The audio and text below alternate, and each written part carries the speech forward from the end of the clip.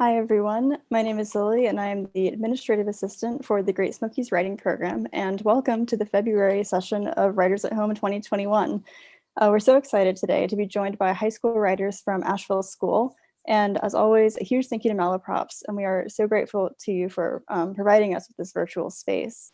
So before we get started, I just have a quick reminder that there is still time to sign up for our 5-week workshops that start the week of March 15th. We have seats available in all 3 classes, and that is Intro to Feature Writing with Mark McNamara, Communicating Change with Mickey Snowden, and Black Poets of the 20th and 21st Century with Eric Steininger.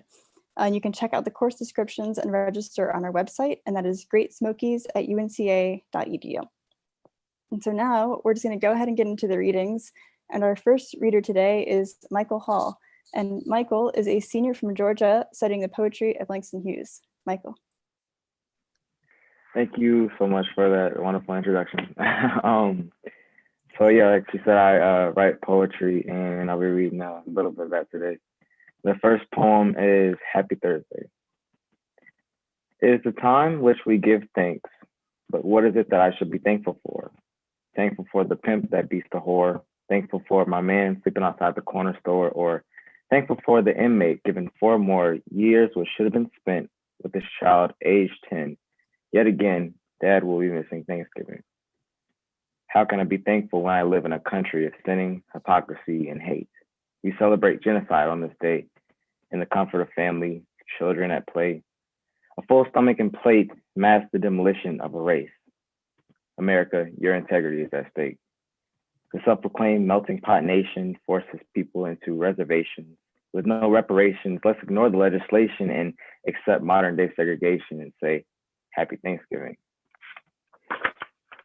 The 2 words seem like nothing more than a formality, yet it's more than a saying. It's an obstruction of our reality, brutality under the guise of altruism. Before we say thanks, we should give each other wisdom. Educate ourselves on this holiday. There should be no more hoorays, no praise, no thanks. Dispose of the ignorance clouding our brains. A racist culture was dismayed, so we licked our fingers from the turkey that we ate. Happy Thanksgiving. No, Happy Thursday. Thank you.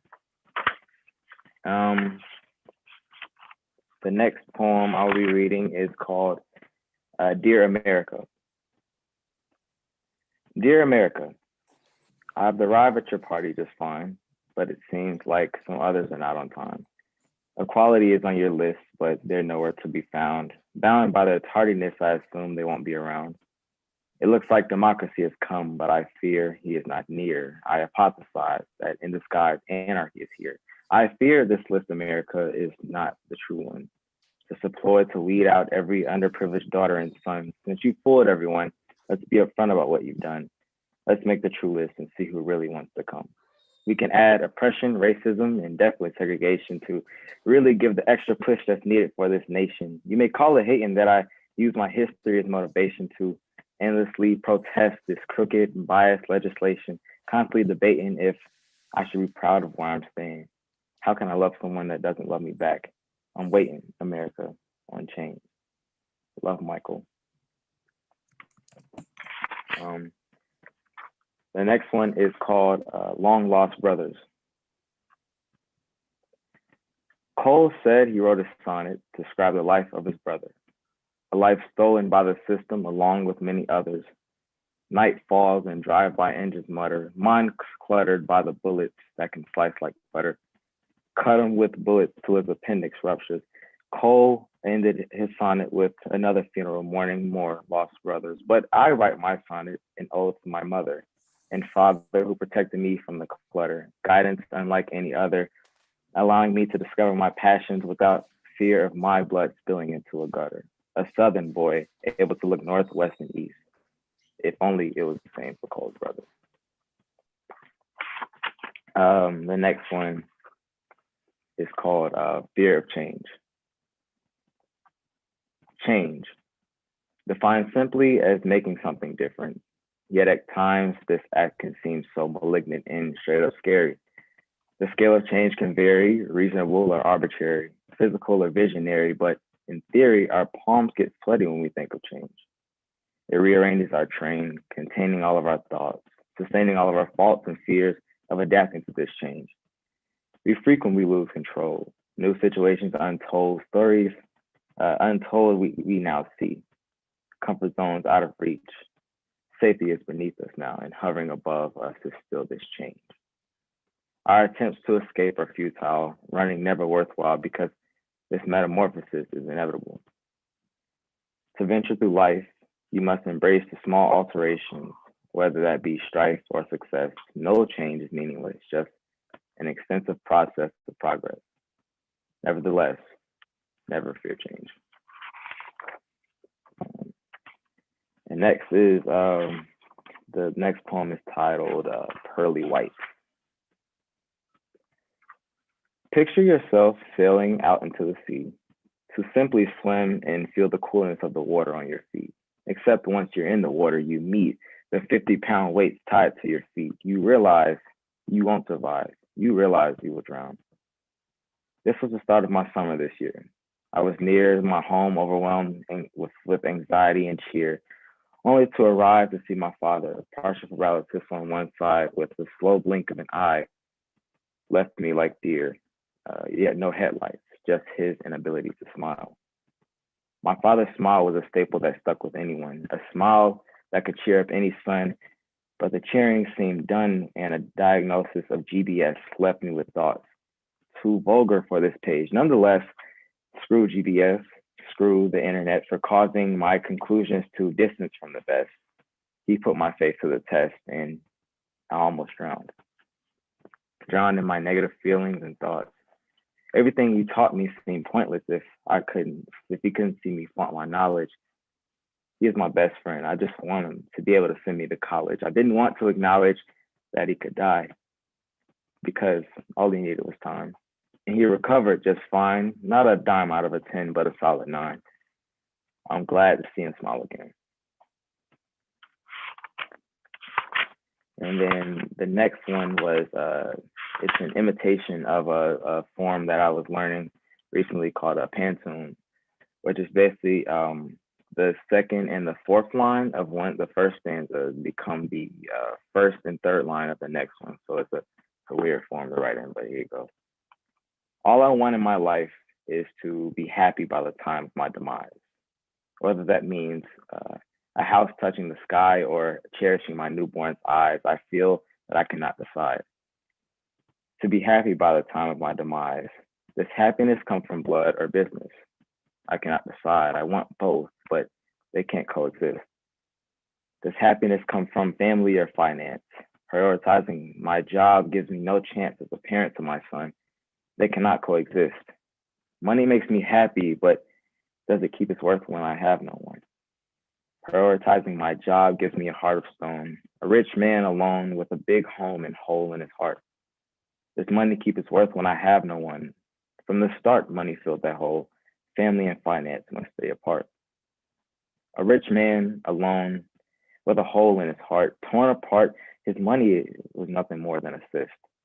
Money tried to fill that hole, but only family can do this.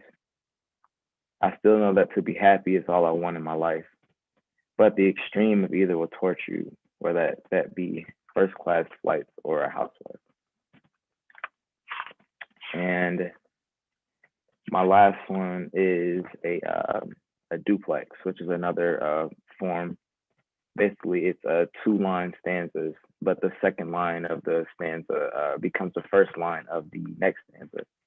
It's weird, but yeah. The college process brings me lots of stress. Anxiety and lack of rest rack my brain. Sleep deprivation and anxiety rack my brain. It pains me how much this hurts my mom. It's painful how this hurts my mom. She's never calm and never sleeps. No calm or sleep. No sheep counted because of me. No sheep counted because of me and the stupidity of my actions. The stupidity of my actions, ill-advised choices gain no satisfaction. My dumb choices satisfy no one. I feel like I'm the prodigal son. I am the prodigal son, one by one, letting my creators down. Letting them down one by one. The college process brings me lots of stress. Thank you. Thank you so much. I'm so glad to see Pantoums and duplexes getting some love. It's been, I love how people can use form to express those ideas is something that I don't see as often today, but that's awesome. And it also reminded me, just hearing all of your work, I was looking to introduce Jay, and I'm so glad he could join us. But my favorite Jay fact when I was compiling an intro for him was his response to the question, what is the most inspiring part of your job? And he had said, working with students and reading something written by a student that stops us and refocuses my attention.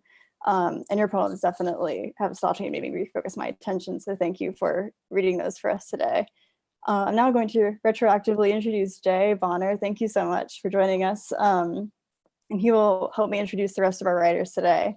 And the fun part of introducing guests is I'm always wowed by their list of accomplishments and accolades, and Jay is no exception. In addition to being the associate head of school and the humanities instructor at Asheville School, where he has taught for over 30 years, Jay has maintained a vibrant literary career of his own. His reviews, essays, fiction, and poetry have appeared in Kirkus Reviews, the Asheville Poetry Review, Artform, the Quarterly, North Carolina Literary Review, and the Greensboro Review, among others. Last June, he moderated a panel discussion for the Asheville Art Museum, focusing on Jonathan C. Creasy's anthology, Black Mountain Poems, in conjunction with the museum's ongoing exhibit, Intersections in American Art, focusing on the enduring creative impact of Black Mountain College. And again, when I was compiling this introduction, that was my favorite J fact, was the quote about working with students and how that can refocus our attention. There's always something else to learn. And so without further ado, I will turn the mic over to Jay to introduce the rest of our readers and maybe say a few other things about Michael. Thank you. And Lily, Michael, I want to apologize, Margaret, Georgia, Natasha. I couldn't get my email working at home, so I literally had to drive to campus to be able to get on my email and get in on the link here with Zoom. So my apologies for showing up late, and I think I sent the email, Lily, instead of you. I sent it to my colleagues, whom I had written earlier. It's the technology factor of iPhones sometimes befuddles me.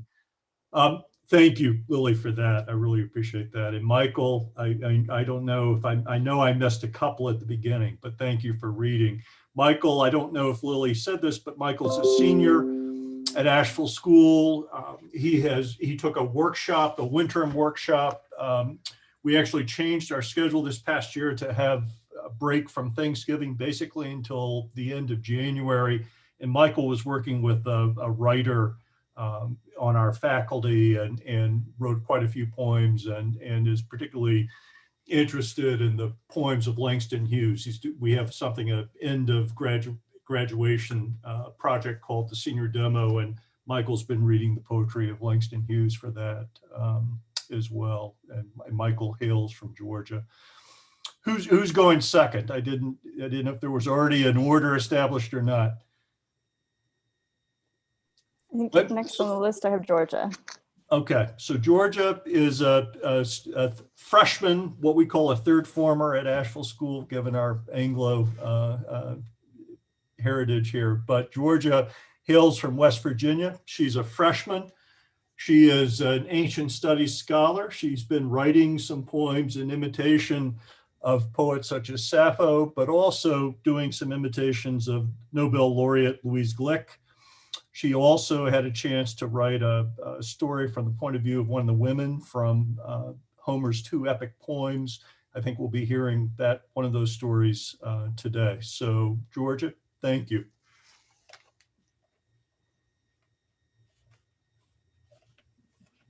Hello.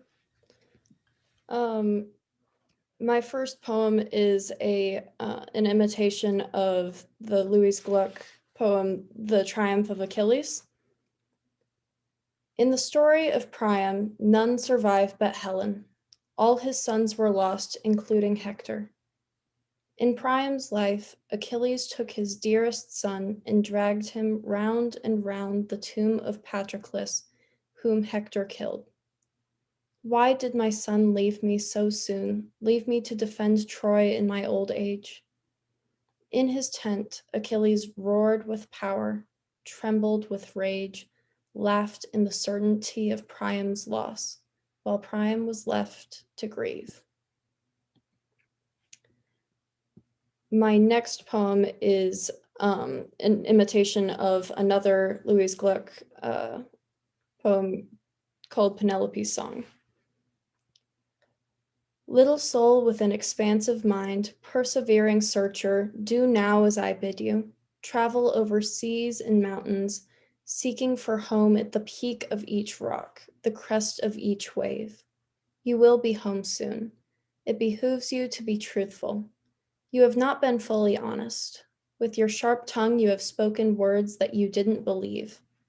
Therefore, call to your family over the dark seas, over the black water, with your desperate song, with your anguished, unnatural song, broken like Jordan Suwaste. Who wouldn't want you to stay? How many pleadings before you choose to abandon those faithful to you? Soon you will return to Ithaca, to your kin. They will be older, and your son will want to know his father. Ah, you must greet him. You must wave your white sails to get his attention, but cautiously, cautiously, lest the salt of the sea mist find its way into his heart. My next one is titled The Acknowledgement of Erete. This is the narrative from the perspective of Erete in the Odyssey. Back and forth, the motion of a weaving shuttle, inside, outside, bringing into existence a stunning purple cloth. Purple. Such a dull word to describe my work. There are so many ways of showing the vivid color of the fabric that is my day's toil. Amethyst, iris, wine. Back and forth, the court chatters around me like bats, speaking of some matter that probably won't affect me. I could listen. I could even speak my opinion, but it would barely make a difference. Even as a queen, the power I have is minimal. They would hear me, and they might heed my advice, but my words will be lost to time. Oh, the words themselves will stick around, but my name will be erased from them. They will no longer be my own.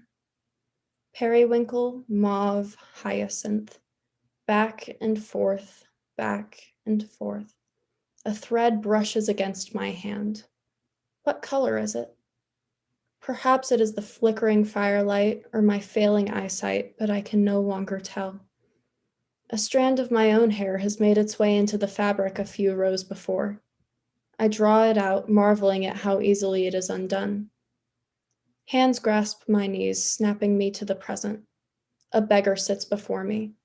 Does he not know that I have no power here? "O white-armed queen," he says, "may the gods bless you in life. I have been separated from my family for so exceedingly long. Could you help me get back?" With this, he sits near the hearth amid ashes and smoke. He looks so weary. I know in my heart that I must help him if I can. I call to my husband. "Alcinous," I chide, "don't you know how to treat a guest? Leave him not on the floor. Get him some food and wine. Then we shall hear his tale." Orchid, lilac, lavender, back and forth. My husband arises from his throne and strides over to us, and I am suddenly aware of how disrespectful my words were, and I fear he may strike me. When Alcinous's hand reaches out, I tell you with honesty that I flinched, but his hand was reaching down to the beggar on the floor. The king helps the beggar get up, then tells our son to leave us so that this man, this stranger, might sit with us. Back and forth. Welcoming king, queen of flowing hair, I thank you for showing me such kindness and hospitality. The beggar expresses his gratitude. My husband asks him for his name and story so that we might know why he has come. The stranger obliges, telling a fantastical story with such emotion and clarity that I know it must be true. Wisteria, indigo, royal purple. This is the color of the thread that I weave with. What is purple but red mixed with blue? I am expected to be a cool blue, calm, quiet, unnoticeable. I have known many red people in my life. reckless, daring, unconcerned with their actions. I am not blue nor red. I am somewhere in between. Royal purple, mostly calm, but with a sort of fierceness that I cannot explain nor replicate once I am made aware of it. Back and forth, back and forth. I smile at my revelation, aware that no one else will ever know of it. My next two are imitations of fragments of Sappho's poems. Yearning shakes my being like water in a creek, twisting and flowing over and between the rocks. Another one. The moon has risen with the stars and the sun set. I have been here for so long. Day follows night. I sit forgotten.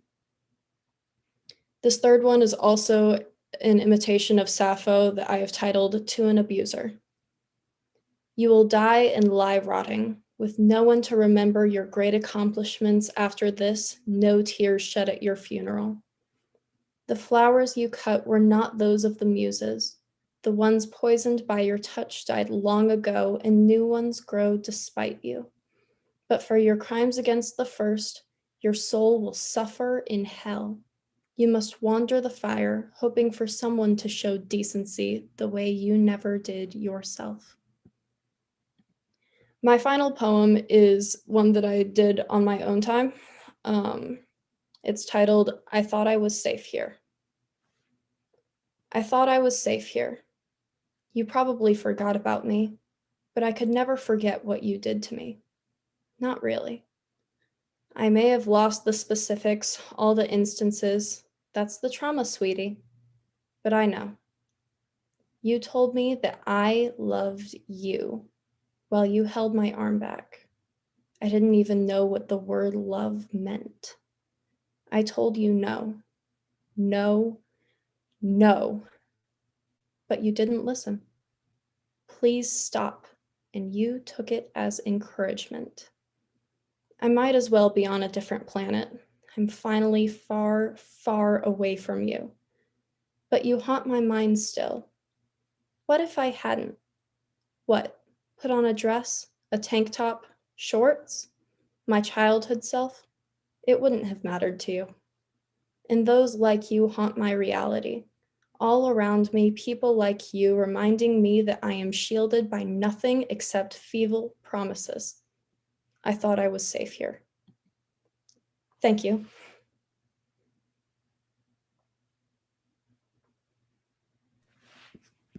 Thank you, Georgia. Lily, who do we have third? I think Natasha would be a good person to move third. I don't know who I had in the sequence.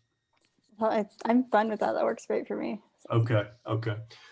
So let me introduce Natasha, who is from Asheville. So she's a day student at Asheville School. She's a sophomore, what we call a fourth former. She was one of the students in my winter writing workshop, December and January.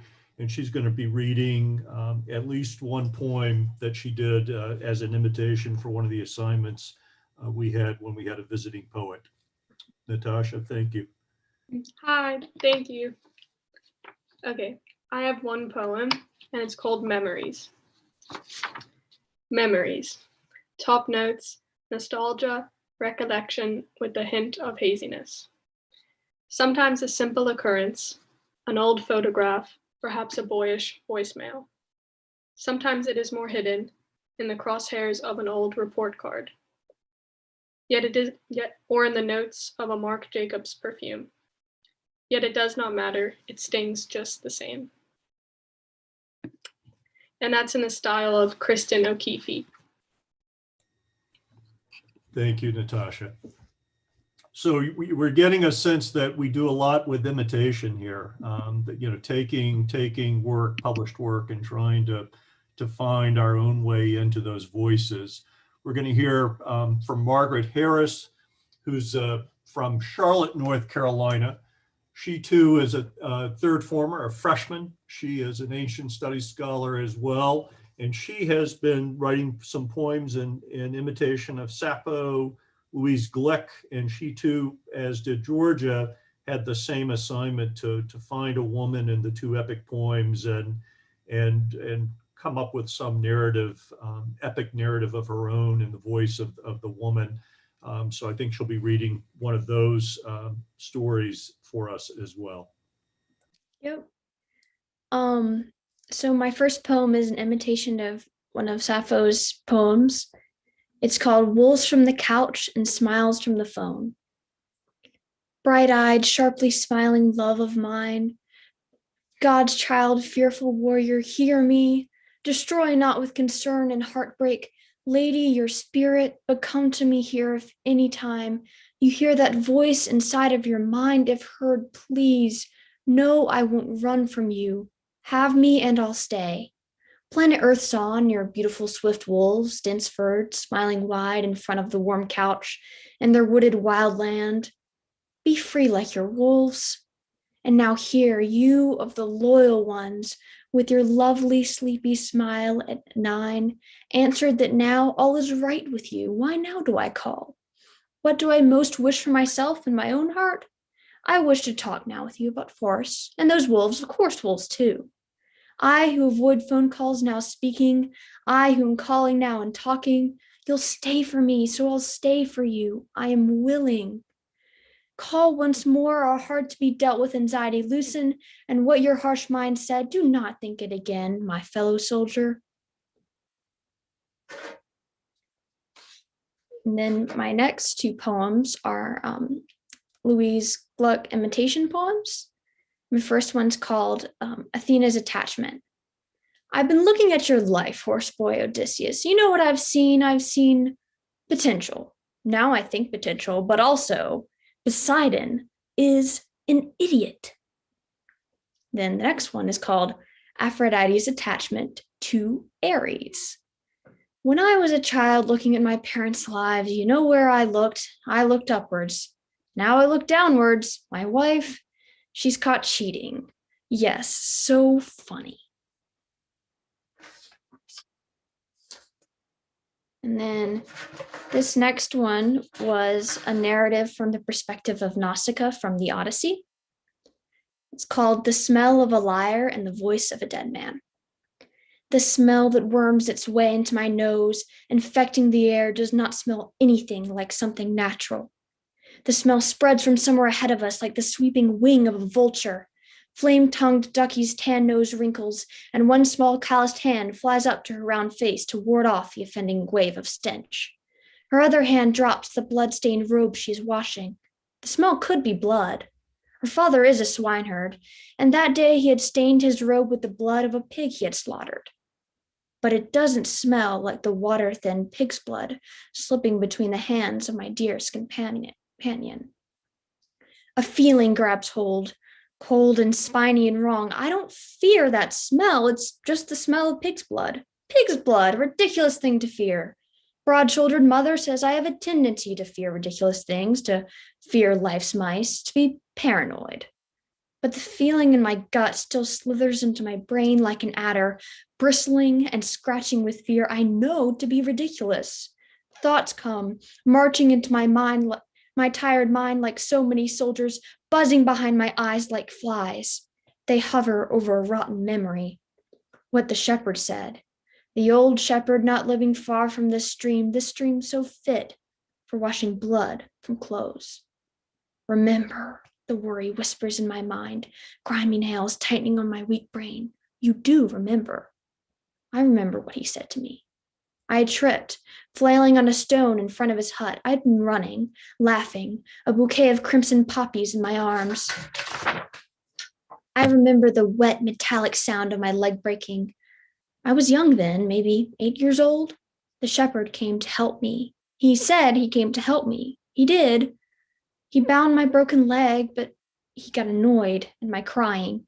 Grin full of teeth, he told me about the eyes of dead men, the black blood that foams and boils, angrier than the worst storm at sea, out of the gasping maw of a man ripped in half by the cool touch of a spear. How corpses smelled. It's just trying to scare me. The tiny girl I was then. Maybe he said those horrible things to trick me out of feeling the all-consuming pain of my badly broken leg, to distract me with a feeling of horror I still remember. Maybe they were just spun lies meant to catch the imagination of a child like the web of a spider is meant to ensnare struggling, soon to be lifeless insects. That memory, these thoughts spinning in my head, dizzying and sickening as the stench, are the war screams of only one side of my worn mind. The other side, which pushes me into an unrelenting riptide of terrible thoughts, the part that blinds my eyes and robs my lungs of hopeful air, hisses that the smell is a sign. The flies I see dancing in my mind are a sign, a warning from Nausicaa. Was that you? Dearest, that was revolting. Have some dignity, Nausicaa. Ducky. Sucky. Wonderful Ducky, Lafayette Duck, strongest of friends, who brings me with her mischievous, lilting voice out of the whirlpool of my mind back into the warm light of day. I can't help the laughter that bubbles out of my freed gut. Ducky thinks the smell is flatulence. Flatulence. Here I was, worried about being infected with the smell of a corpse, waiting to die. She thought I just farted. I turned to her, no longer counting the breaths of bad air I take, and yell with smiling, exaggerated indignity. No, how dare you? Know your place, girl. Go and watch the... She shoves me into the water. The water is cold, but the laugh that chokes my throat and propels me, coughing out of the stream, is warm. I flop onto the bank, shivering, annoyed, and happy. She pokes me with her muddy foot. You all right? Yes, I'm all right. I prop myself up in my freezing arms. All right, I respond, giving what I hope to be a reassuring smile to our friends. Lycia shakes her braided head and goes back to beating dirt out of my brother's best robe with a rock. Her little sister Erete, named in honor of my mother, laughs as she chases after her wayward wooden ball, which escapes from her tiny toddler hands and plops into the lazily spinning water of the stream's eddy. Everything is perfect. Of course, it still smells awful. And the feeling of fear is still there. It always is, but Ducky is here too, beating away the hydra consuming my brain. Strong as an Amazon, I reach for her hand and snap. There's a sound from the bushes, the sound of a branch breaking. There's the sound of my heart beating. There's the sound of Ducky laughing, and there's a rustling sound from the bushes. I watch, frozen and trembling like the leaves, as a single monstrous finger, long and knobby, grows out of the shroud of shadows the undergrowth provides. It is bent and clawed with a grimy fingernail, jagged and yellow like the tooth of an old man, framed by cuticles crusted with blood and specks of sand. Another finger darts out after the first, then two more, until a bent thumb joins the twitching fingers. The hand parts the leaves of the bushes, shining dappled, shattered sunlight into the undergrowth, where something glows, wet and grotesque and alive. An eye. There is an eye glistening behind the hand, the white of its sclera fractured by delicate red veins. The center is the color of brains oozing from the cleft skull of a badly butchered lamb. The pupil is a tiny black spot, a fly flitting around, feasting on everything the light touches. The eye is looking at me. I scream. I don't know what I'm screaming, but I know why I'm screaming, why I feel those familiar vibrations along my neck, that scraping pain like spiders with nails for legs, rushing in a violent cloud from the bottom of my throat. Ducky is right in front of the bushes. I realize what I'm screaming now. Run, run! She does. She runs. So do my friends. They all run. Older sisters clutching younger sisters to their chests, hands pumping and pushing each other to safety, arms all pumping like terrified hearts, bare feet gripping the earth as their legs propel them scrambling up the bank. I feel relief. But then I realize my arms are not pumping. My legs are not lifting. My feet are not gripping. I am not running. I cannot move. I can't move and I can't breathe.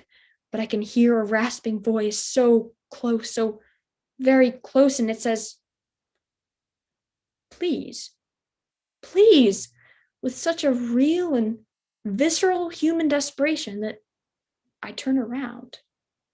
His shoulders are drawn close to his tense body. He seems to be ready to sprint away at any moment, despite the exhaustion I can plainly see in his stooped neck. His neck. His eyes are gray and bloodshot. A beard grows in tangles from his sunburnt, creased face, and his hair, limply hanging from his head, growing like the bristles of a boar all over his sandy body, is the color of mud. His bony fingers clutch a branch he holds to cover himself. He smells putrid, but the stench is not that of the corpse. The bulging eyes that flit from me to my friends are not hungry for my blood and bones. The eyes are nervous. He has seen horrible things, things I couldn't imagine. He has seen monsters, but he isn't one. I see a man who fears like I do, who watches the world like I do, chooses his words carefully like I do, afraid of being punished for saying the wrong thing, for making a bad choice. Here is a man trapped in his mind, bound by a hydra he cannot see but knows is there. Here is a man lost and alone, waiting, afraid for a brutal end. But he has no beautiful friend to battle his hydra with him and hold his hand and make him laugh. He is all alone, this man from Ogio. He needs a friend, a laugh, a smile. He needs home, he needs help, but most of all, he needs a bath. And that's that. Thank you, Margaret.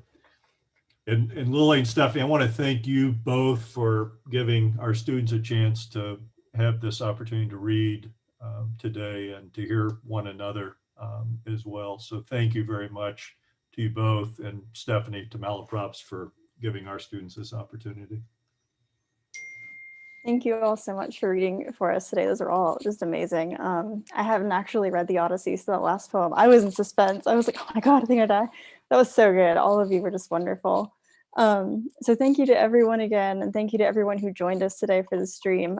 If you want to join us for our next reading, it will be on March 21st, and it will feature writers from Elizabeth Lutchen's Prose Masterclass. So again, thank you to Malaprops for hosting us. Don't forget to check out our 5-week classes on our website, greatsmokies.unca.edu. I hope you all stay warm, and we hope to see you in March. Bye-bye. Thank you.